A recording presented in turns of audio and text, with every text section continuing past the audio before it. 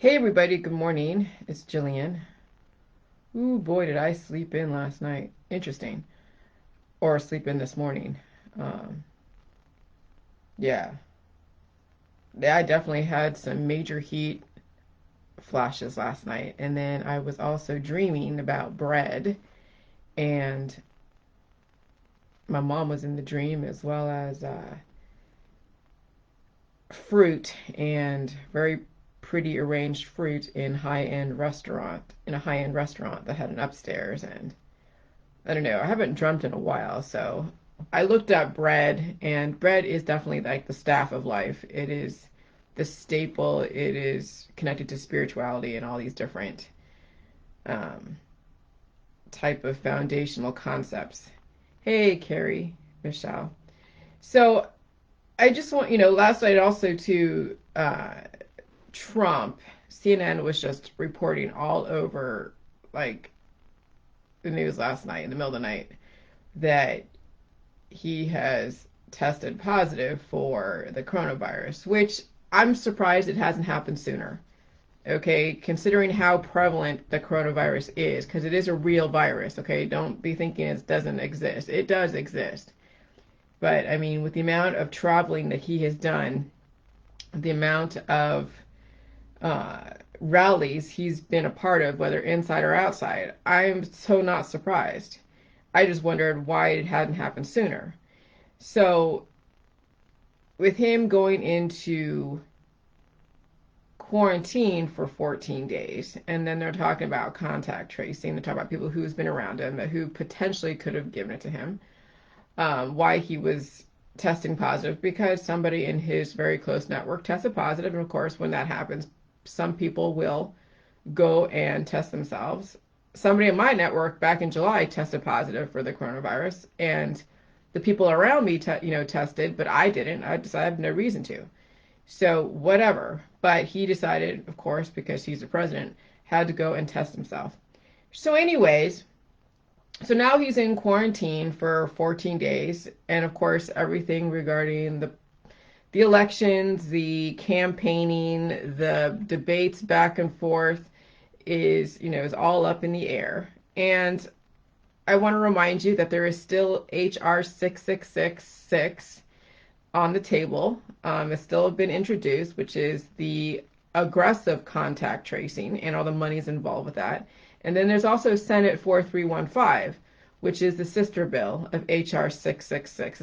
HR 66 is the House of Representatives bill that has to do with the contact tracing, and then S, which is Senate 4315, is the sister bill that supports it. So I'm still not going to speculate what's going to happen. I mean, I could probably give you so many different scenarios. Oh, they're going to delay the elections. Oh, there's going to be civil unrest at some point. There's going to be something to do with the elections that's going to be very, very aggressive, and that at least 50% of the population is not going to be happy with. But this is also laying the groundwork for, like we were talking about, the contact tracers that are going to be let loose within your community as soon as somebody tests positive in your network. And then they're going to go and try to test everybody. And when they try to test everybody, of course, they're going to be doing it through the back of the throat or however they do it. And that will give the contact tracers and the system a reason to keep you at home. And if your home is not set up properly to safely quarantine somebody, then there are those government facilities that I'm not going to deny. Yes, they do exist. Not that I ever denied it, but you're going to have to at some point come to terms with the fact that yes, there's going to be FEMA camps of some sort in your area, okay? Because they're not slowing down with the rhetoric regarding COVID-19 and contact tracing and quarantining and wearing masks and social distancing.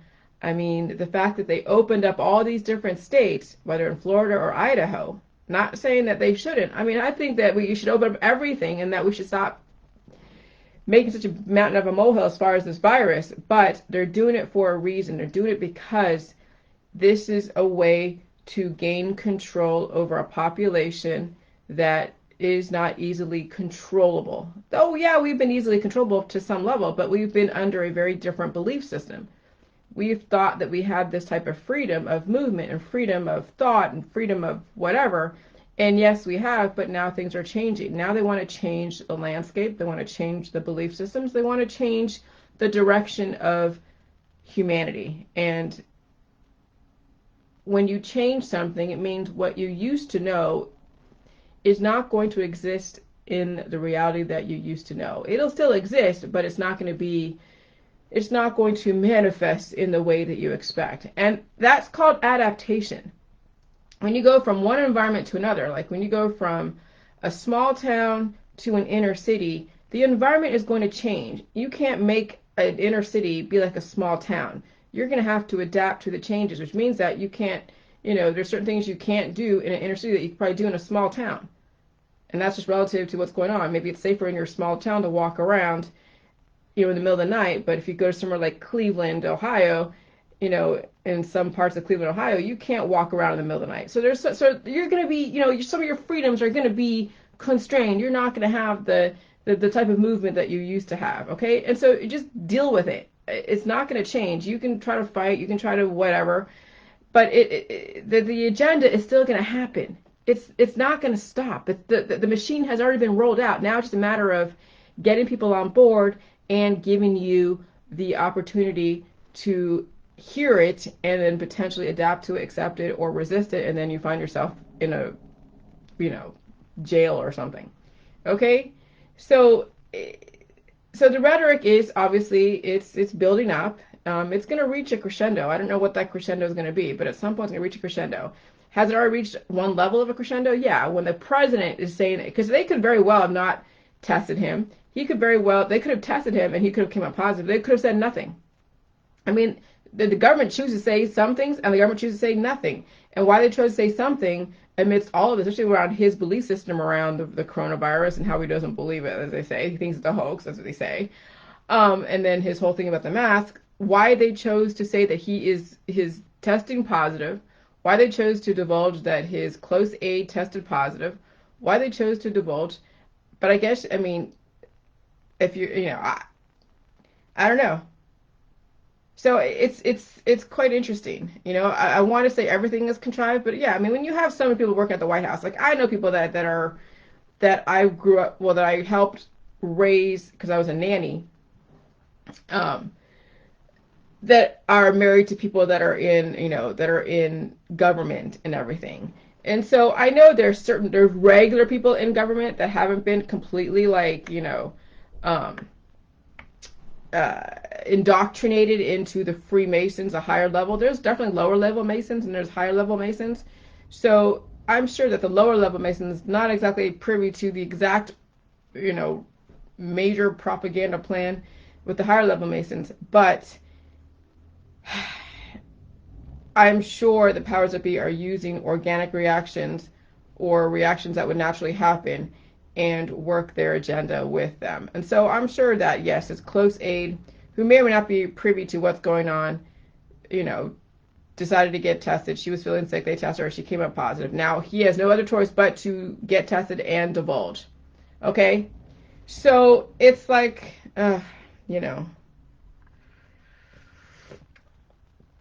So what I'm saying here, what's the whole point of this transmission? The whole point of this transmission is regardless if you test positive or negative, okay, do the J juice, get the waterfalls. If they say you must get tested, then get tested. If your back's against the wall, because either you have kids or who knows what, get tested and follow their directives. Unfortunately, if you are in a one-bedroom house, if you're in different parts of the country and they have specific directives regarding how you're going to house somebody that's quarantined and you have a child and you test positive or your child tests negative or vice versa, somehow somebody in your network is going to have a place where they can quarantine your child safely or you safely and someone watch your kid.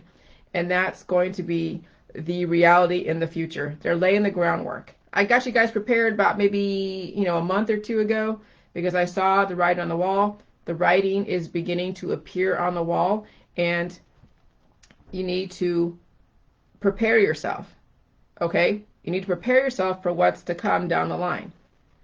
And so, you know, don't be surprised, but prepare yourself. I mean, if you are in a 1-bedroom house, see if there is a way to get a 2-bedroom house or something. I don't know. Or a 2-bedroom apartment. I don't know. Some of you may not be able to afford it. So then, you know what? Keep your circle small. If you're a mother in a one-bedroom apartment, then this is where you need to figure out how, if you're on welfare, or if you can afford to not have to work, homeschool your kid. So that way you lessen the chance for somebody at school to test them and then want to quarantine them. If you care that your kid is going to be taken by the state due to testing positive. If you don't care, then it won't matter. But if you really are concerned, if you are concerned about your child being taken by the state, or you be taken by the state because of a positive test in your household, whoever it is, then homeschool your children. And then keep your children away from other people at this point. Because other people, unless your other people will not be testing for the COVID, and they won't be ratting you out for being positive, for being part of their network because of the contact tracers. But, I mean, and those that can afford to homeschool their kid, okay, that live in a 2-bathroom household, now you have the power, more power than someone that has a 1-bedroom with a person that's working. I mean, if you're working and you have a 1-bedroom and you're getting food stamps, I'm just trying to think of a scenario where someone who's like half on welfare, half isn't, can have some kind of power. I don't know, but work that out. But I'm just saying the writing's on the wall. Okay, the writing's on the wall. The depopulation agenda, the Daigle report, is letting you know 100 million is in the future. 500 million is the actual goal of the future. And the plan to roll all that out to get to that goal is happening as we speak. And I just want you guys to be prepared.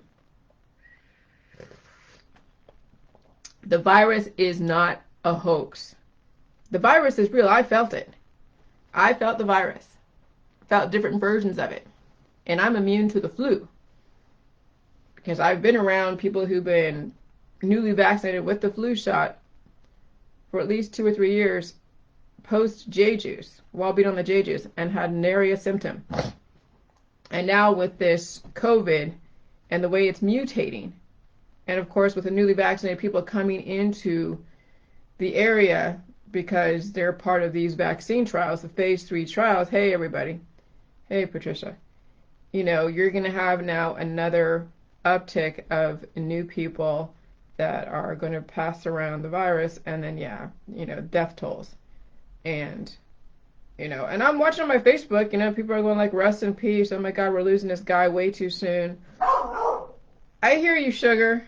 So I gotta go and do some stuff, but just mark my words that things are going to be ramping up soon. This is the October surprise, and November, December, January, wintertime, gonna be insane. So I don't want to alarm you, but I want to prepare you. Do the J-juice. Keep your head above water.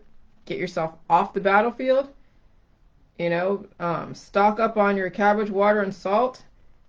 And just do the J-juice. Because you can't stop the train that is rolling. Okay? And I'm sorry to hear that, Carrie, but now save yourself. Do the J-juice. All right. I gotta go. Bye.